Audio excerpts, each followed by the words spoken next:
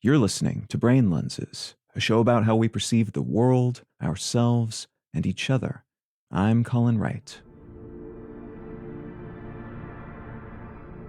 A recent review of research published in Current Opinion in Psychology asked why people with narcissistic traits tend to find conspiracy theories so appealing. This question was sparked by recent findings that show narcissists, people who believe, often without evidence, that they are superior to others and thus entitled to special treatment, robustly predicts a belief in conspiracy theories, and that this predisposition towards such beliefs might be tied to their defining narcissistic traits. In particular, it's thought that paranoia, the need for dominance and control, the desire to feel unique, and a resultant gullibility may contribute to one's tendency toward conspiracy thinking, and this may be further reinforced by the social and informational isolation narcissists who find themselves in position of power tend to experience, walled off from on-the-ground information and surrounded by yes-men.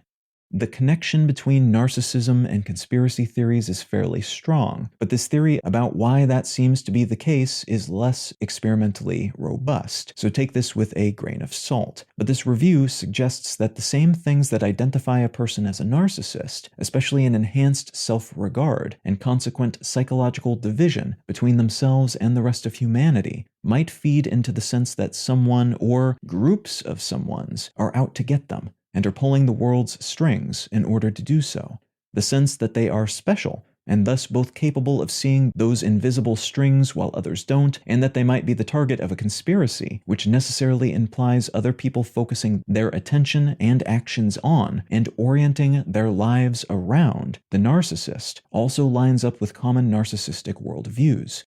There are several ways to think about and potentially use this research, including being on the lookout for folks who seem to have these characteristics and using this information to help understand their motives, intentions, and actions. But it might also help us understand and possibly counter our own narcissism-tinted tendency to view the world through a somewhat self-centered lens, assuming, without evidence, that we are more clever than everyone else on the planet and that we see invisible strings that imply the world orbits around us and our niche concerns.